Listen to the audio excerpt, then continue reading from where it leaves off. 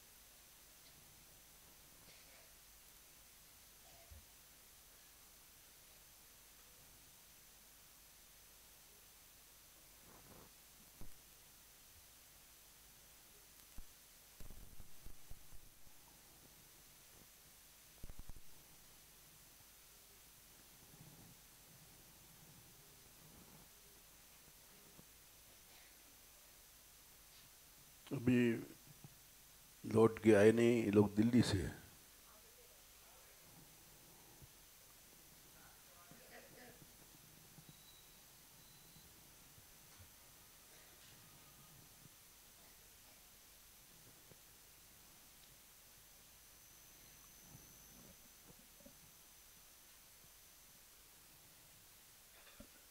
क्या हुआ, कुछ झगड़ा हुआ था वहां क्या?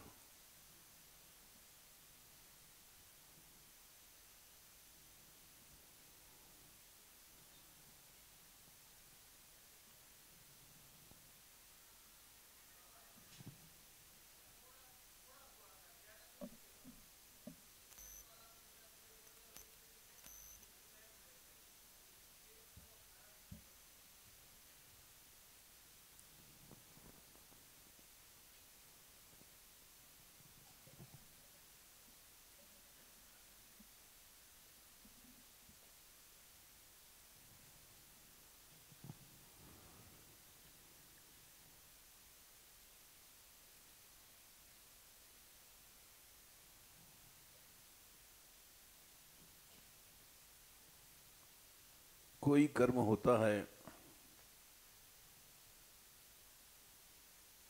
उसमें 5 चीजें लगती हैं।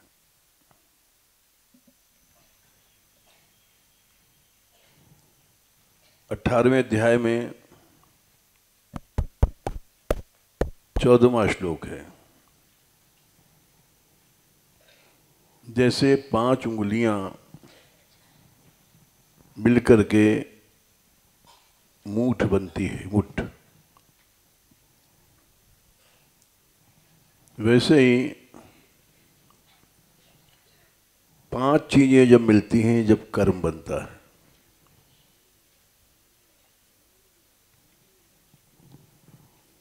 पहला है अधिष्ठान, दूसरा है कर्ता, तीसरा है करण, चौथा है अनेक तरह के चेष्टाएं, पांचवा है दैव।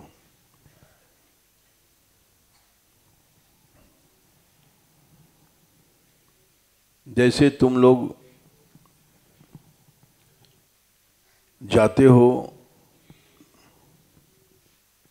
जाना एक कर्म है।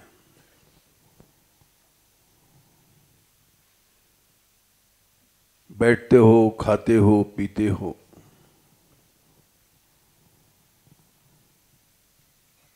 इसके लिए सबसे पहले अधिष्ठान,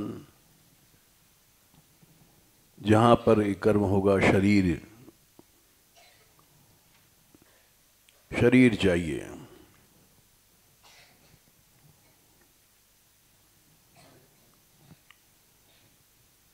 बिना शरीर के कुछ कर्म नहीं होता।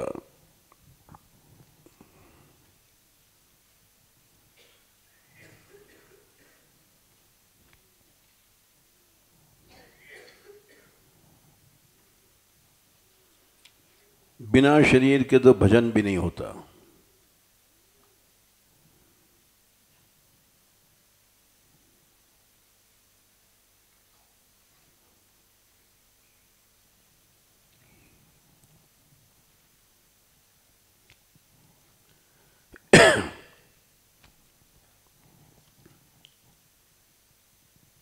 इसीलिए काकभूषुंडी जी ने शरीर धारण किया था।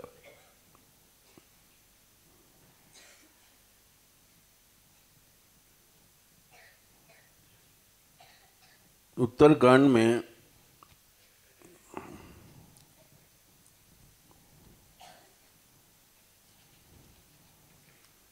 जब उनसे प्रश्न किया गया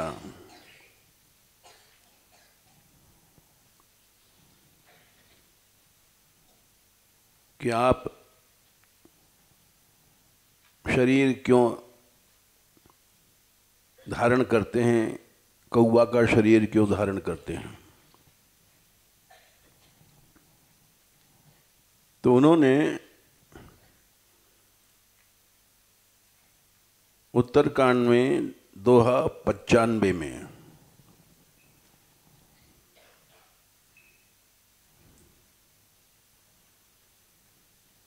कहा कि देखो, इस शरीर से हमने राम की भक्ति पाई है,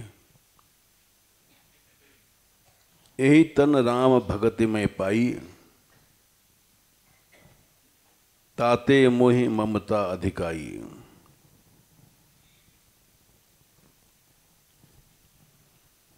जिस शरीर से भक्ति होती है उस पर ममता होना स्वाभाविक है और जरूरी भी है।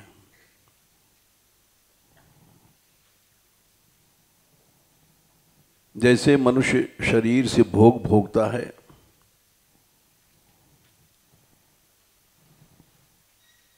तो भोग भोगने के लिए वो सजाता है,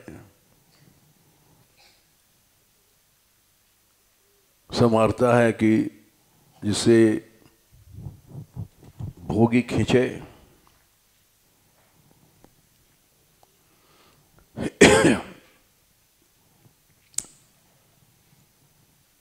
और जिसको भोग नहीं भोगा है, भोगना है,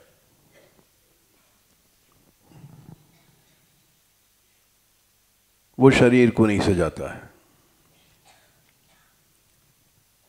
क्योंकि उसको जरूरत नहीं है कोई हमारी ओर खींचे, हमारे शरीर की ओर।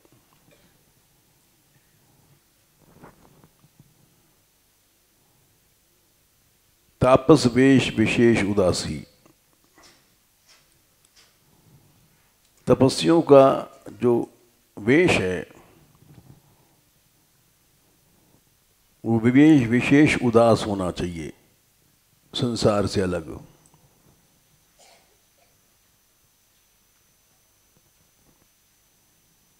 पुरुष हो या स्त्री हो,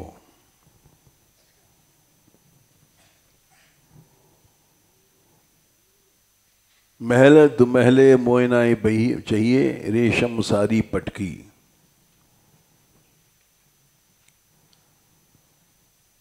मीरा को संसार से वैराग्य हुआ तो उन्होंने चुनरी के किए टूक ओढ़नी लोई।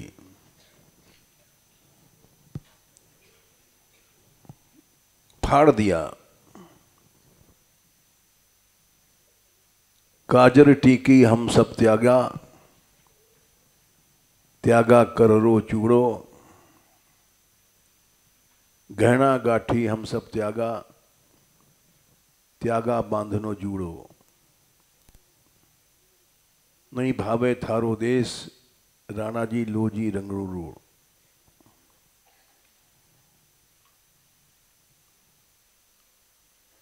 और भगवान को भी यही प्रिय है। हम लोग साधु लोग श्रृंगार करते हैं, ये पसंद नहीं है।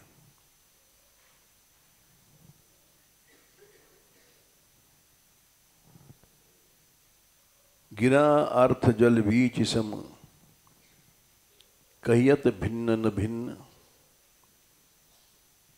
बंदों सीता राम पद जिन्हीं परम प्रिय खिन्न। जो खिन्न हैं, संसार से उदास रहते हैं, उनको भगवान प्यारे लगते हैं और भगवान को प्यारे लगते हैं।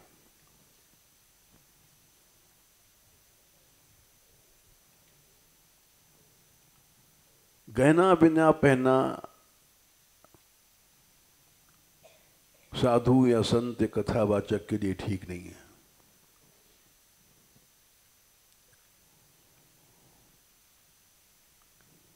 रामायण में लिखा है, अशुभ वेश भूषण धरे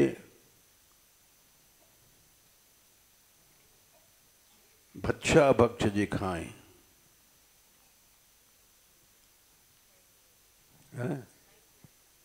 98 ठीक है।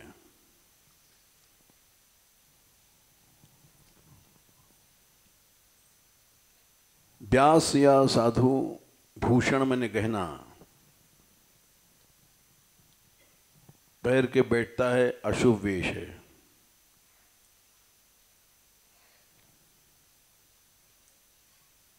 क्योंकि गहने तो भोगी लोग पहनते हैं।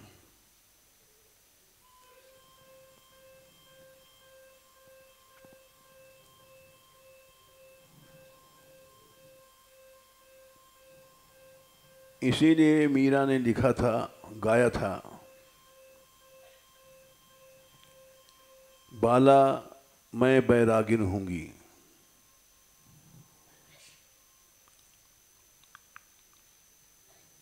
जा भेसा म्हारा साईं रीझै सोई वेश धरूंगी।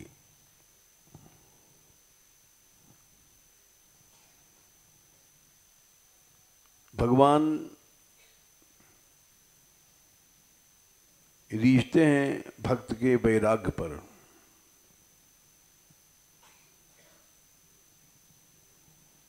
और हम लोग उल्टा समझते हैं, भगवान के भक्त हैं इसलिए बंठन के चलना चाहिए।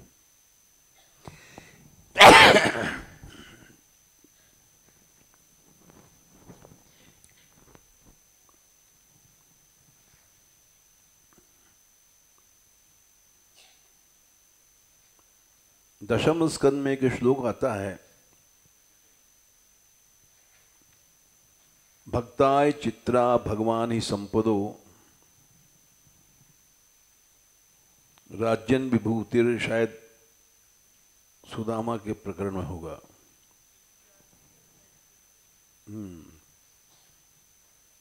81 का 37। भगवान का प्यार क्या है?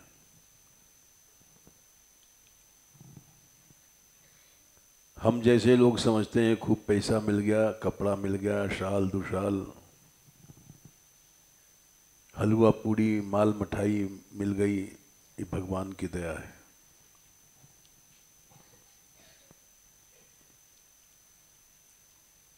भगवान अपने भक्तों को भक्ताय भगवान चित्रा ही संपदो राज्यम विभूतिर्न समर्थ्य त्यजः,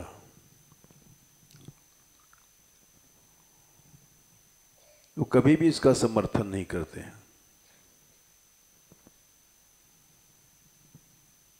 क्योंकि अदीर्घ बोधाय विचक्षणा स्वयं पश्यन् निपातन धनिनाम मदोद्भवम।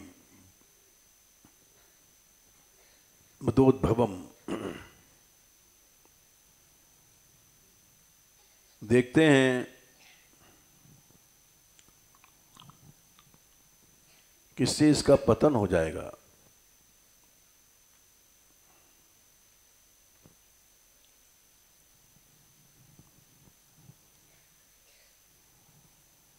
क्योंकि इसको दीर्घ बोध नहीं है।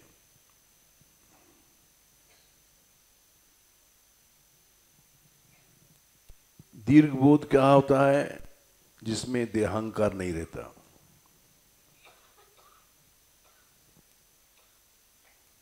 बोध माने ज्ञान।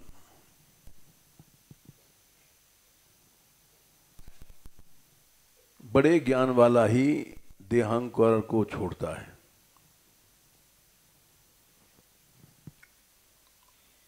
और बिना ज्ञान वाला देह के अहंकार को बढ़ाता है।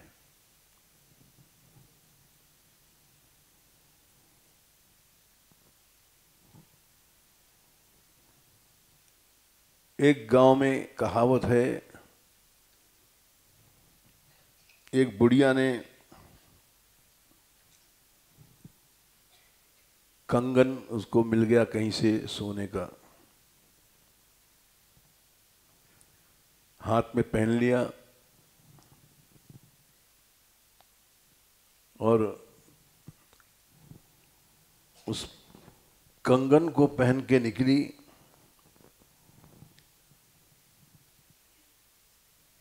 तो स्वाभाविक है कि मैं अच्छी लग रही हूं कि नहीं लग रही हूं, कंगन अच्छा है कि नहीं। किसी ने नहीं टोका।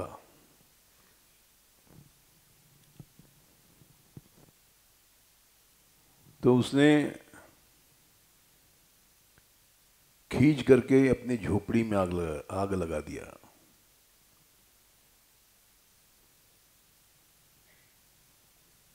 और लोग बुझाने वाले आए, बोले दादी कहाँ लगी है, कहाँ लगी है।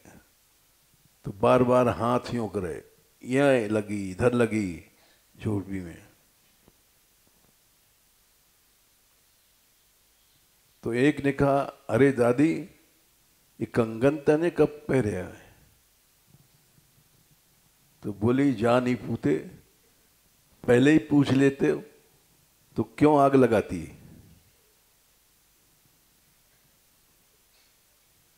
किसी ने कंगल की कुछ नहीं पूछा तो यूं हमको हाथ करना पड़ा आग लगा करके, अपना कंगन दिखाने के लिए।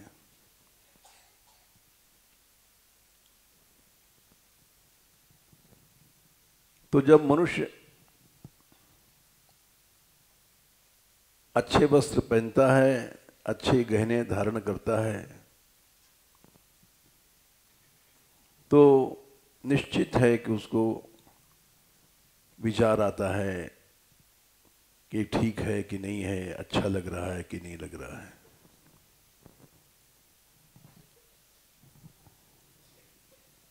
ये बातें देहांकार बढ़ाती हैं।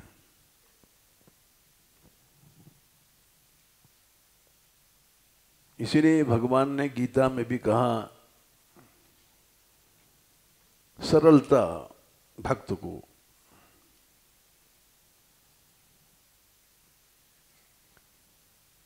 सरलता माने वेशभूषा, बोली चाली, इन सब में आडंबर या दंभ नहीं रहे, उसको कहते हैं सरलता।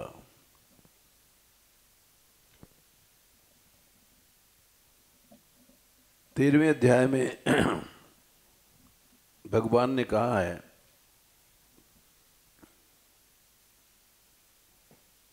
ज्ञान के जो लक्षण हैं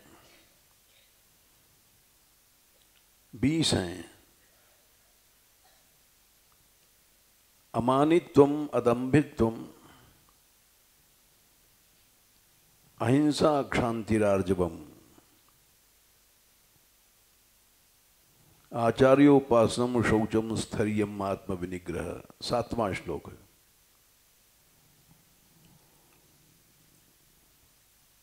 ज्ञान किसी के अंदर है, इसका लक्षण क्या है? पहला लक्षण है अमानी।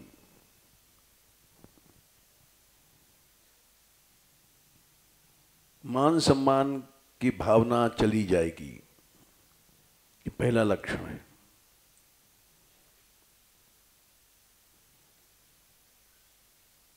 अदम्भित्वम, दिखावा नहीं होगा।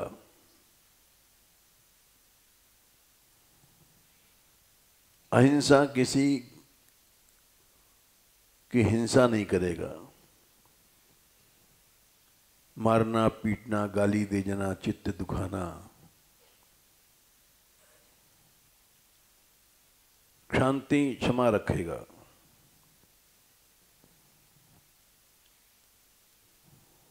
आर्जो मने सरलता।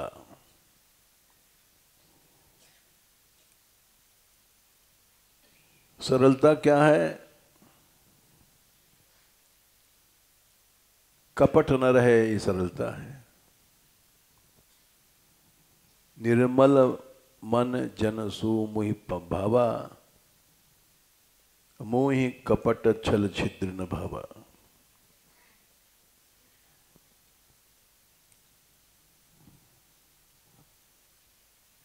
ये सरलता है।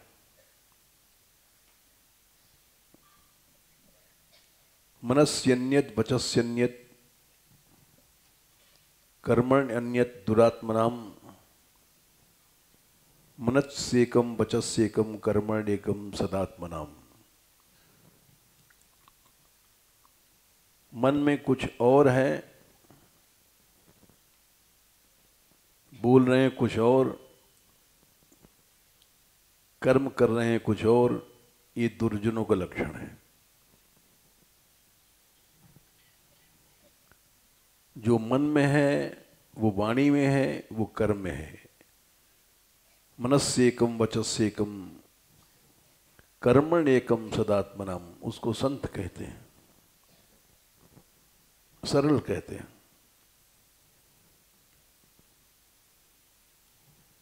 तो आर्जव माने होता है सरलता। वाणी की सरलता, कर्म की सरलता और विचारों की सरलता। इसको आर्जो, ऋजु कहते हैं सीधापन।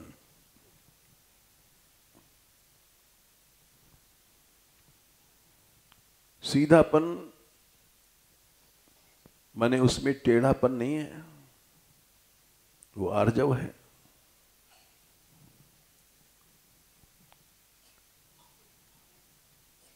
और टेढ़ापन आ गया तो कुटिलता आ गई, तो आर्जव चला गया।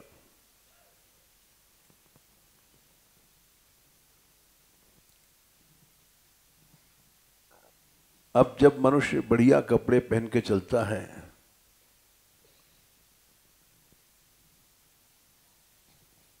जेंटलमैन बन करके, तो अलग चाल हो जाती है उसकी।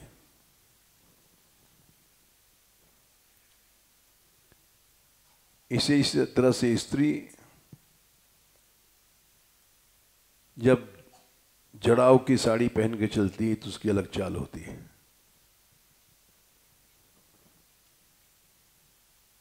और फटी फूटी गंदी धोती पहने दो तो कुछ चाल बदलेगी नहीं।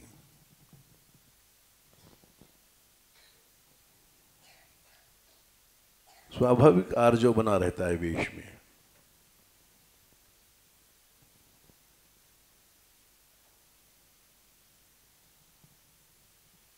रसिया गाते हैं, झूम चले डगरे झोंकेते, यों सूरपति को हाथी, गोरी लटक चाल मदमाती। ये सब चीजें कुटिलता है, भक्ति पथ में ठीक नहीं है।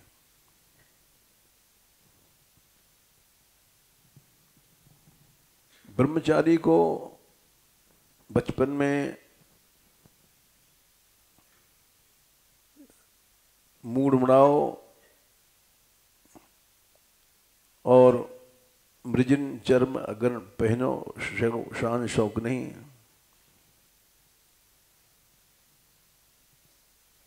ये इसीलिए रखा गया है कि ब्रह्मचर्य आश्रम में कहीं शान शौक सीख लिया तो कुटिलता आ जाएगी।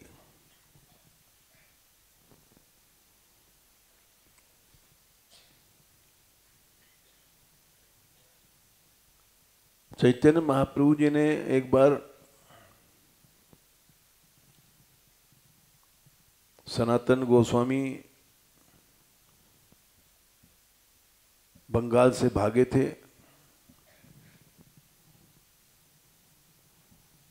और काशी में आकर के पहुंचे जब, तब चैतन्य महाप्रभु जी थे वहां।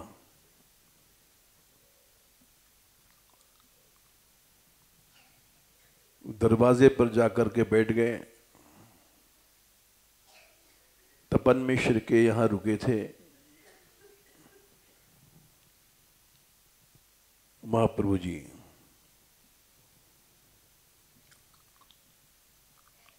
और दाढ़ी बड़ी भई,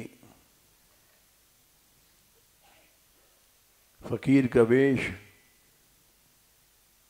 भूटानी कंबल एक उनके रास्ते में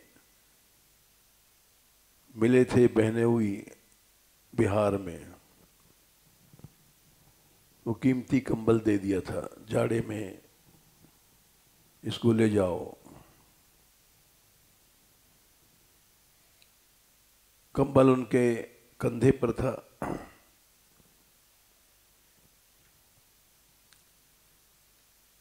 दरवाजे पर बैठ गए, बोले कुछ नहीं। इसलिए कि हम तो बड़े दीन हैं, पतित हैं, भीतर घुसने लायक हैं कि नहीं हैं।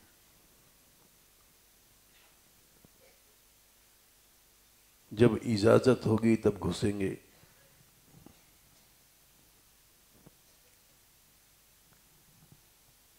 महाप्रभु जी समझ गए कि बाहर बैठे हैं सनातन। उन्होंने तपन मिश्र से कहा, जाओ, बाहर कोई भक्त आए हैं, बुला लाओ।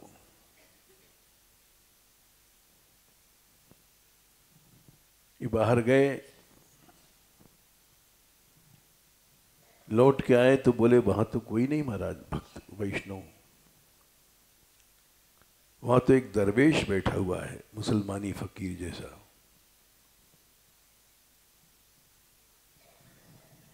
हंस गए वे। तो बोले वही है भक्त दरवेश जिसको तुम कह रहे हो, वही है, बुला लाओ। गए, बोले आपको महाप्रभु बुला रहे हैं। अरे मैं भीतर जा सकता हूं? हाँ, बुलाया गया आपको।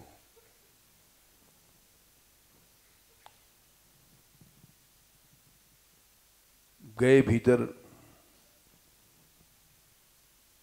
प्रणाम किया, बैठ गए।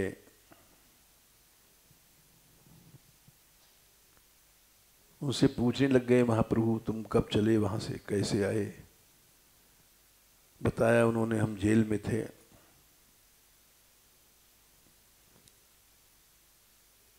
और घूस दे करके छूटे।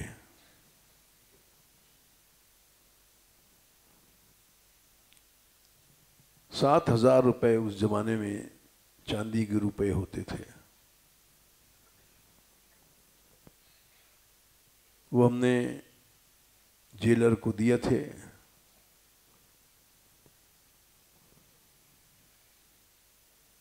तब उसने कहा कि अच्छा, तुमको हम छोड़ तो नहीं सकते हैं, कि नवाब हमको मार डालेगा। तो उन्होंने कहा, रोज गंगा नहाते थे, साथ साथ जाते थे सिपाही, कह देना गंगा नहाते नहाते डूब गया।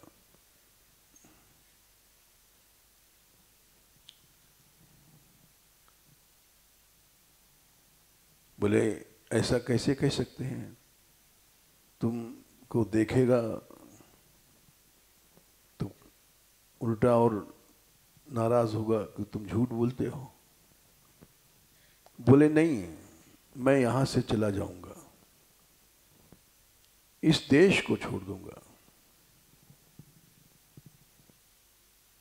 फिर कभी नहीं आऊंगा, सदा के लिए चला जाऊंगा,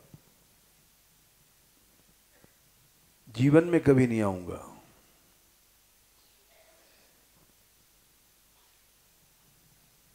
आज का जमाना नहीं है, उन दिनों तो बंगाल से ब्रज में आने के लिए महीनों लगते थे पैदल। गाड़ी नहीं, बस नहीं, ट्रेन नहीं, कुछ नहीं,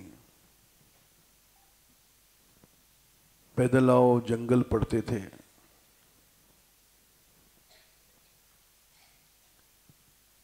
अब तो बंबई से बैठो, एक रात में यहाँ आ जाओगे ब्रिज में।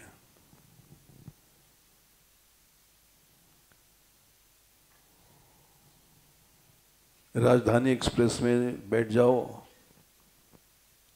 ऐसा लोग कहते हैं 12 घंटे में पहुंच जाओगे।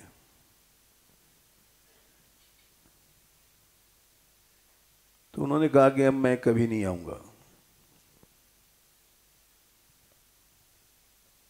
तो वो गंगा स्नान कराने ले गया और छोड़ दिया।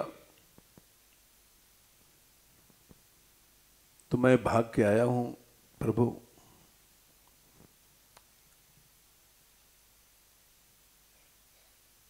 फिर महाप्रभु जी, उनके कंधे पर कंबल थे बहुत कीमती भूटानी। उस जमाने में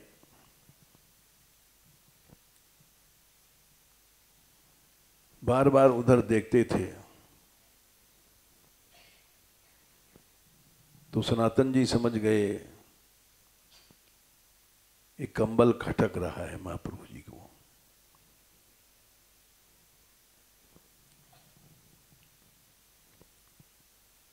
वहां से उठे, गंगा स्नान करने के लिए गए। वहां भिखमंगे पड़े थे कुछ, बहुत गरीब, न खाने को न पहनने को। एक भिखमंगे से कहा कि भाई तुम अपनी गुदरी हमको दे दो और ये हमारा कंबल तुम ले लो। तो वो बोला, हमारा मजाक बनाते हो तुम? कहाँ तो ये गंदी फटी गुदरी और ये कहाँ ये कंबल जिसको राजा लोग ओढ़ते हैं। तुम हमको बेवकूफ बनाते हो।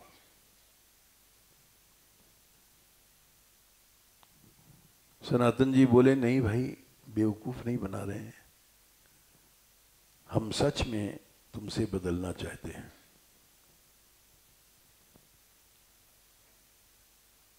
विश्वास दिलाया मुश्किल से, तब बदला। उसको लेके आ गए और महाप्रभु जी हंस गए।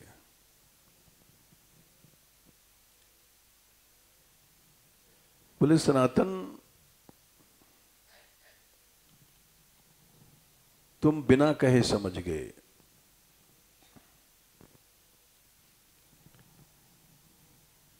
जो चीज देहांकार बढ़ाती है वो संसार में फंसाएगी। जब तक देहांकार है तब तक जीव को काम सताता है, क्रोध सताता है, जरूर सताएगा। तीसरे स्कंद में 25वें अध्याय में एक श्लोक आता है, अहम ममाभिमानोत्थै 16 काम लोभादिविर्मलई।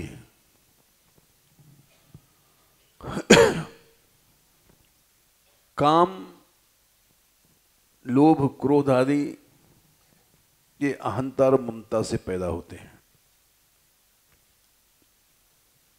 इनकी मां है अहंता।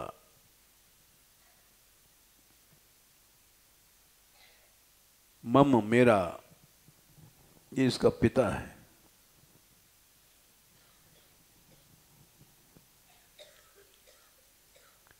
इससे मनुष्य के अंदर काम, ये शरीर मैं, ये शरीर मेरा, ये जब तक तुम्हारे भीतर है, काम लोभ आदि विकार पैदा होते रहेंगे।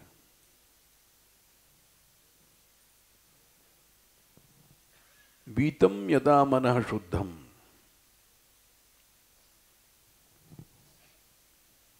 जब मन इनसे अलग हो जाएगा, बीत जाएगा, अहम मम चला गया,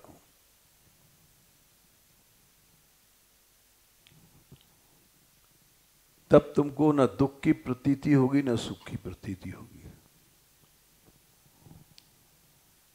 भोग भोगता है मनुष्य काम सुख के लिए,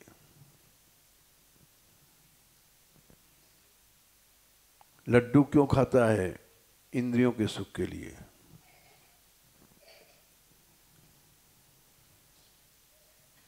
अहम मम चला गया तो सब जड़ कट गई।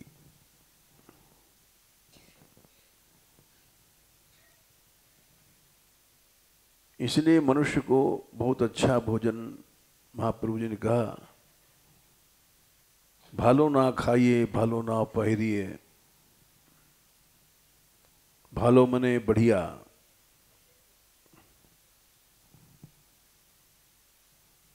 इसको वैराग कहते हैं। हम लोग दिन रात इसी ताड़ में रहते हैं, कहाँ से हलवा मिल जाए, कहाँ से खीर मिल जाए।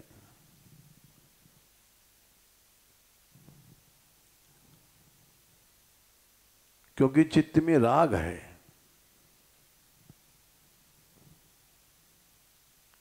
जब तक राग है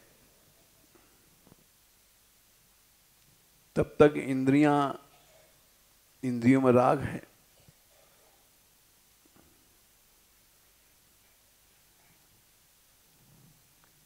राग होने से आसक्ति होगी, इंद्रिय आसक्ति होगी।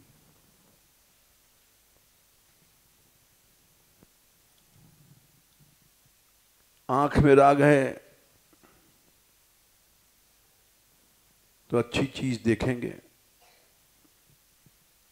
कान में राग है तो अच्छे अच्छे शब्द, अच्छे अच्छे गीत सुनेंगे। हर इंद्रियों में राग है। नीचे की शिष्ण इंद्रिय में राग है तो भोग चाहेंगे।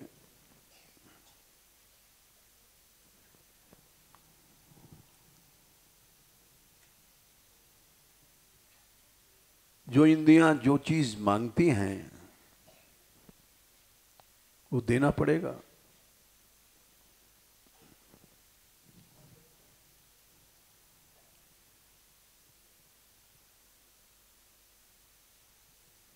और उसको देना पड़ेगा तो उसके लिए चेष्टा करनी पड़ेगी।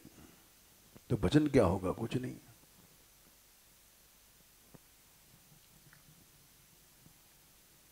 कितने लोग साधु बनने के बाद भी विवाह कर लेते हैं।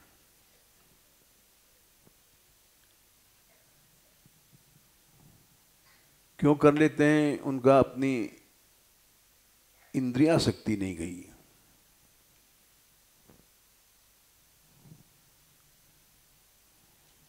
वो शिष्ट इंद्रिय ही उनको ले जाती है।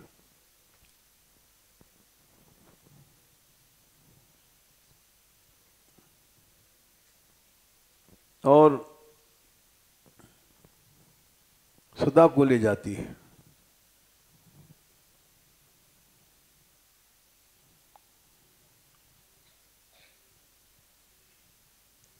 हम लोग उसी जगह रहना चाहते हैं जहां अच्छी पंगत हो, पेड़ा लड्डू मलाई मिले, क्योंकि जिह्वा में राग है।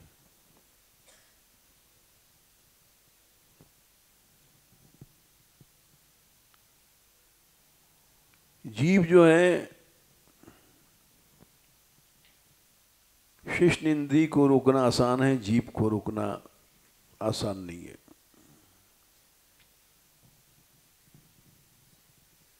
जितम सर्वम जिते रसे, जिसने रसनेन्द्रिय जीत लिया उसने सब संसार जीत लिया।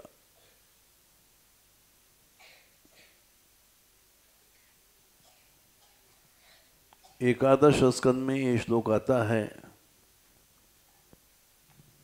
24 गुरुओं के निरोध में।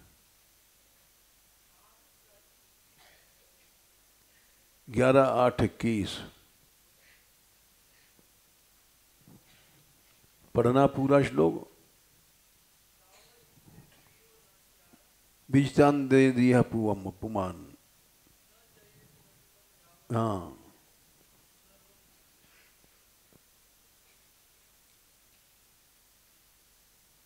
तब तक मनुष्य जितेंद्रीय नहीं है।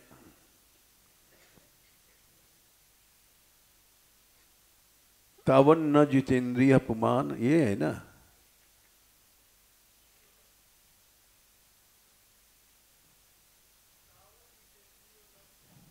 हाँ, न जित पीछे आता है। तावत जितेंद्रियो न स्यात् विजितान्येन्द्रियः पुमान। अन्य इंद्रियों को जीत लिया है, यहां तक कि शीश को भी जीत लिया। अखंड ब्रह्मचर्य। लेकिन जीव को नहीं जीता तो जितेंद्रिय नहीं है। तावत जितेंद्रियो न स्यात् विजितान्येन्द्रियः पुमान। अन्य सभी इंद्रियों को जीत लिया उसने।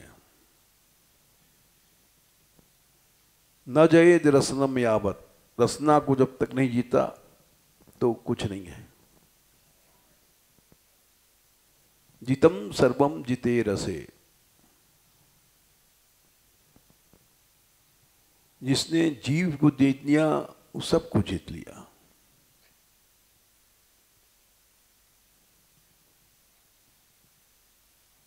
कबीरदास ने गाया है, रूखा सूखा राम का टुकड़ा, मीठा और सलोना क्या रे, सोच समझ नादान प्यारे, आशिक होकर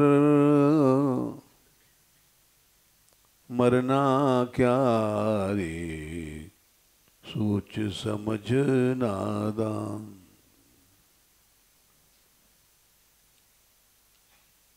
जिस नगरी में दया धर्म नहीं, उस नगरी में रहना क्या रे।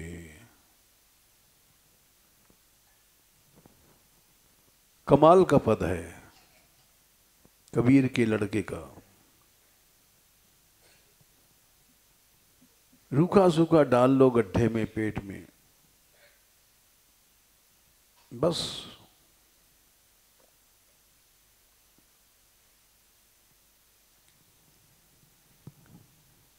यहां तक कि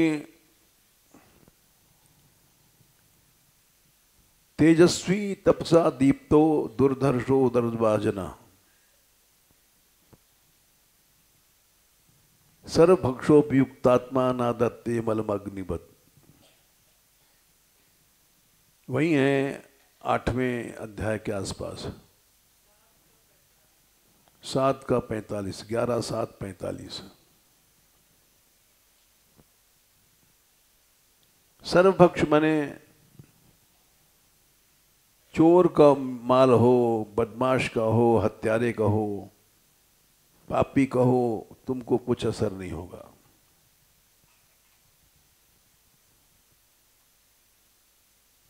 अगर तुम संग्रह नहीं करते हो। उदर भाजन है, केवल पेट में डाल लिया उतने ही खा लिया। तेजस्वी तपसा दीप्तो, हाँ, दुर्धर्ष हो, तुमको पाप नहीं दबा सकते।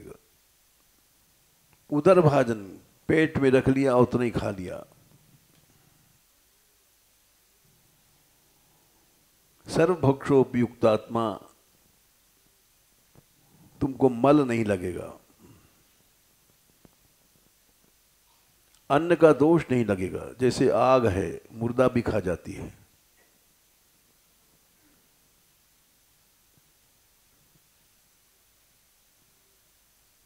लेकिन होता उल्टा है।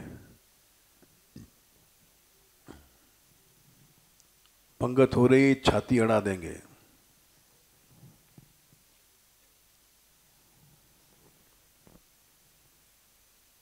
इसलिए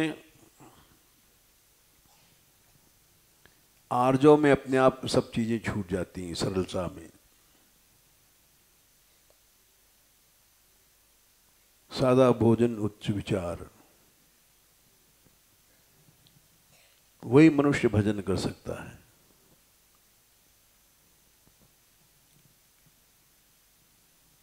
और नहीं तो दिन रात चिट्ठी के लिए घूमते रहते हैं हम लोग। कहां से पंगत की चिट्ठी मिल जाए।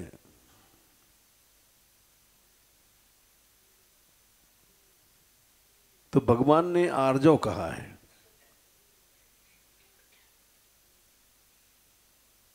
13/7 गीता।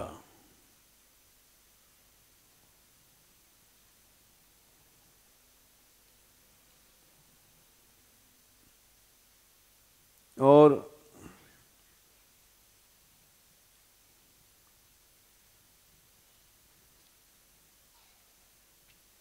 कई जगह कहा है उन्होंने।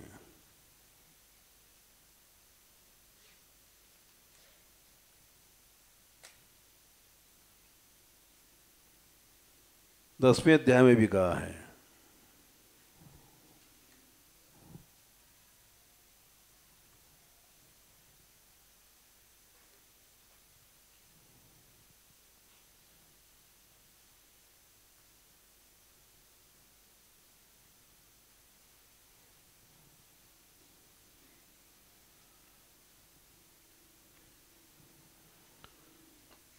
तो प्रसंग था, शरीर के बिना भजन नहीं होता है।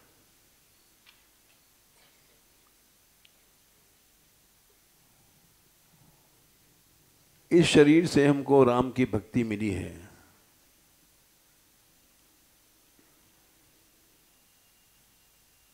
इसलिए हम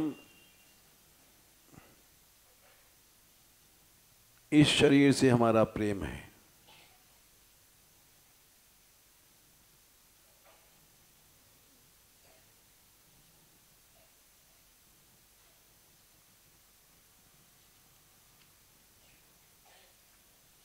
अभी बताया था हमने संख्या।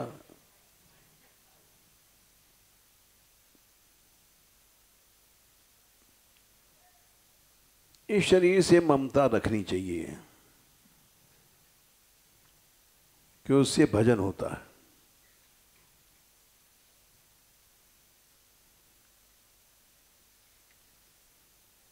मनुष्य को निराहार नहीं रहना चाहिए, आत्महत्या नहीं करनी चाहिए। बहुत से लोग समझते हैं कि हम बिरह में मर जाएं, ये इच्छा है।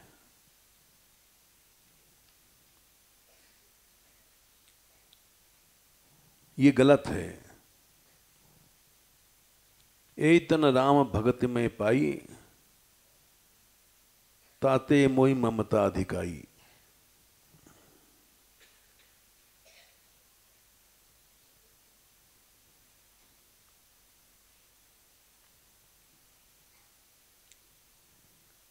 उदाहरण देते हैं कि जैसे मनुष्य रेशम बनाता है रेशमी कीड़े से, वो कीड़ा अपवित्र होता है।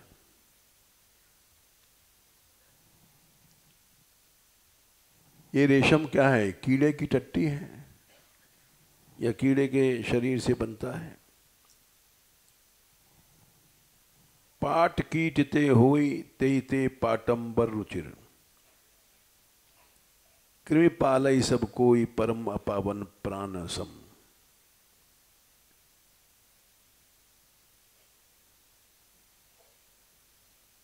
इसलिए इस शरीर से हम लोगों को प्रेम भी करना चाहिए, ममता करना चाहिए।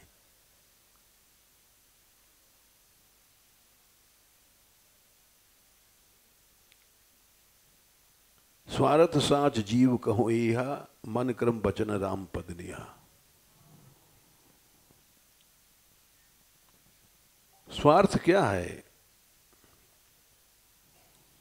भगवान का प्रेम मिले, ये स्वार्थ है।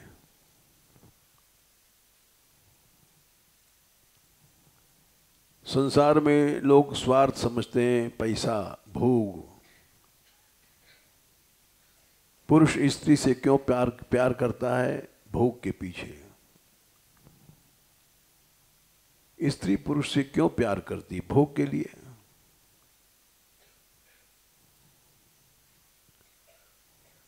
ये स्वार्थ गलत है।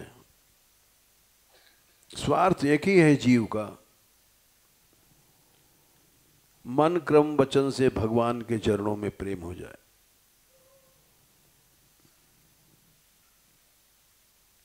ये स्वार्थ नहीं है तो शरीर बेकार है, परिवार बेकार है, धन बेकार है, संबंध बेकार है।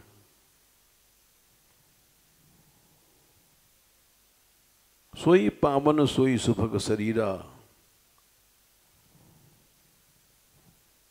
जो तनु पाए भजिए रघुवीरा।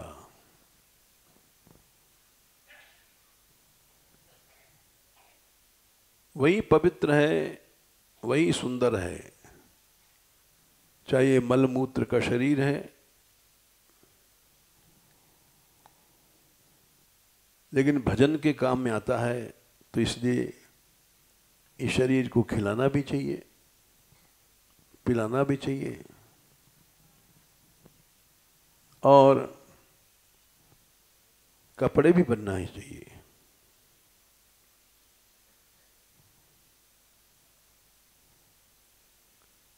भगवान से जो विमुख है, ब्रह्मा जैसा भी शरीर मिल जाए जो एक कल्प तक अमर रहेगा, तब भी बेकार है। राम विमुख लई विधि सम देही, कवि कोविद न प्रशंसहि तेहि।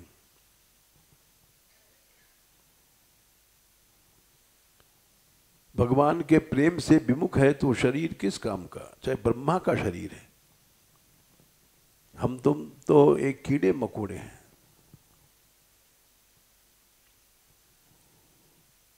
कवि कोविद न प्रशंसहि तेहि।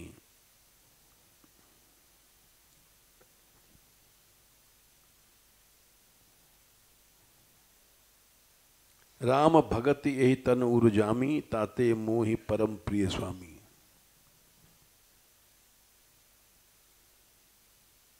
तजौ न तन निज इच्छा मरना, तन बिन वेद भजन नहीं बरना।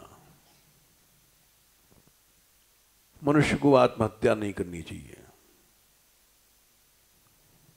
क्यों? शरीर के बिना भजन नहीं होगा।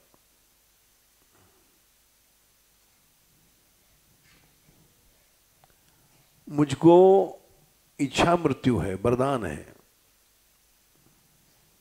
तुम चाहे जब मर जाओ इच्छा से, मैं मरता नहीं हूं। हमको मौत बुलाना नहीं है, इच्छा कर लेंगे मर जाएंगे।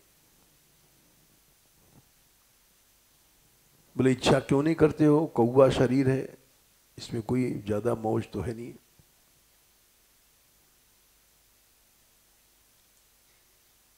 बिना शरीर के भजन नहीं होता है।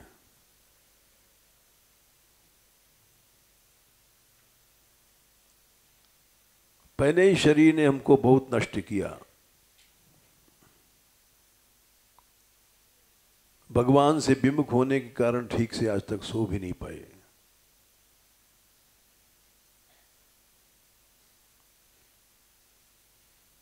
अनेक जन्म अनेक कर्म हुए हैं,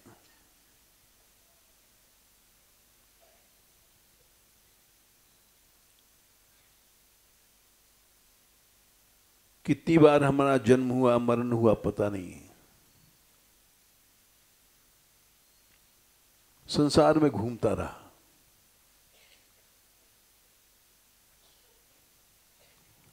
सब कर्म के लिए दुनिया में हमने, आप जैसा मैं सुखी हूं कभी नहीं सुखी था।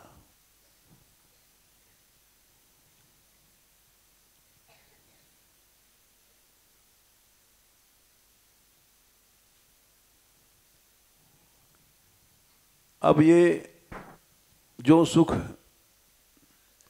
श्री जी कृपा से इन बच्चों को है, यहाँ इन लड़कियों को है,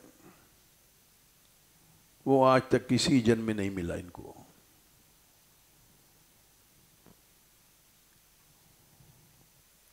न मिला न मिलेगा, क्योंकि कर्म अलग अलग हैं सबके। जने कहाँ ले जाते हैं,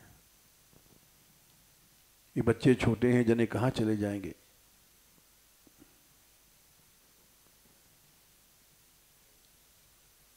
लड़कियां छोटी हैं, जने कहाँ जाएंगी बेचारी। वासना होगी तो भोग मिले जाएंगी।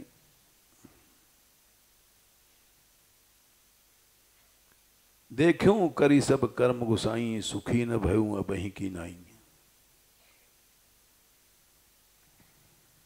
आज जितना सुख है वो कभी नहीं मिला हमको।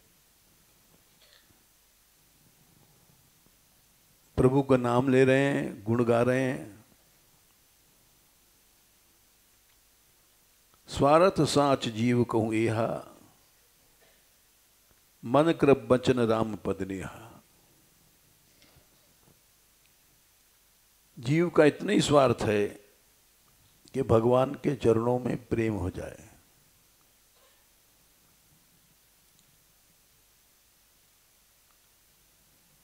यहाँ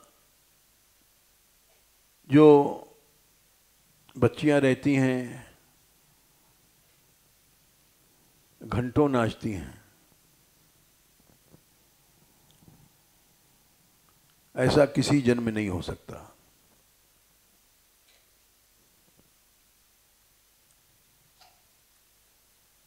एक बार के नृत्य से भगवान के सामने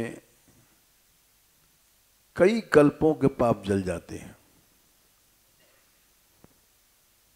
यो ही नृत्यति प्रहिष्टात्मा, भावैरसु बहु भक्तितः, सन्निर्दहति पापानि कल्पांतर शतेष्वपि।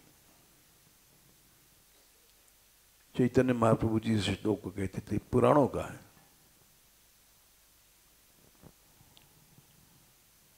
एक बार भगवान के सामने नाचने में सैकड़ों कल्प के पाप जल जाते हैं।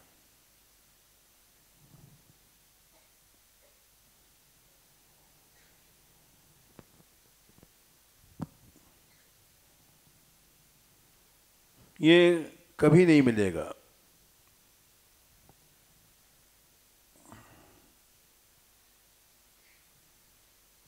देखूं करी सब कर्म गोसाई, सुखी न भयूं अबहीं की नाई। बोले अब क्या सुख है तुमको? बोले मैं कौवा जरूर हूं।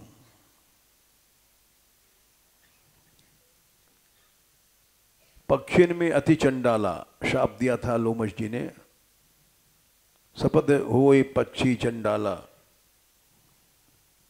अत्यंत नीच है, चांडाल पक्षी है।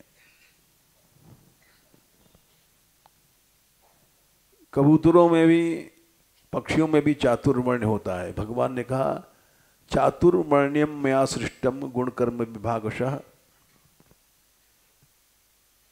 चौथे अध्याय में आता है शायद, 4 का 13।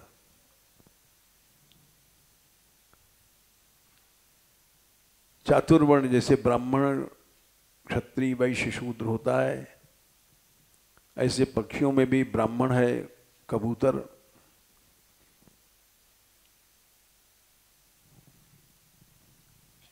क्षत्रिय है बाज,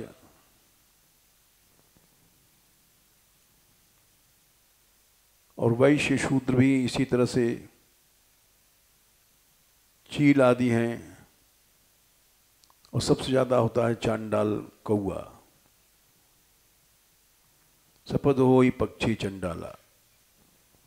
पेड़ों में भी ब्राह्मण है पीपल, क्षत्रिय है नील,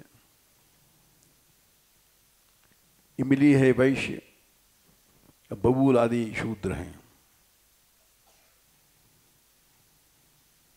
तो अब मैं नीच पक्षी हूं,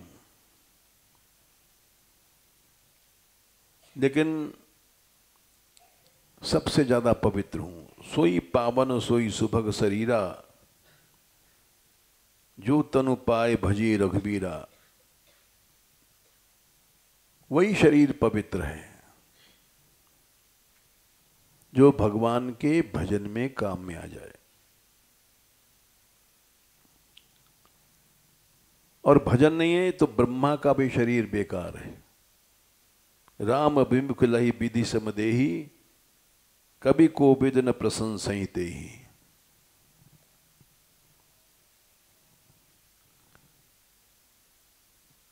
इसलिए शरीर धारण करना जरूरी है, और शरीर धारण करने के बाद शरीर भगवान में भजन में रहे, ये जरूरी है। एक दिन का भी भजन नहीं छोड़ना चाहिए।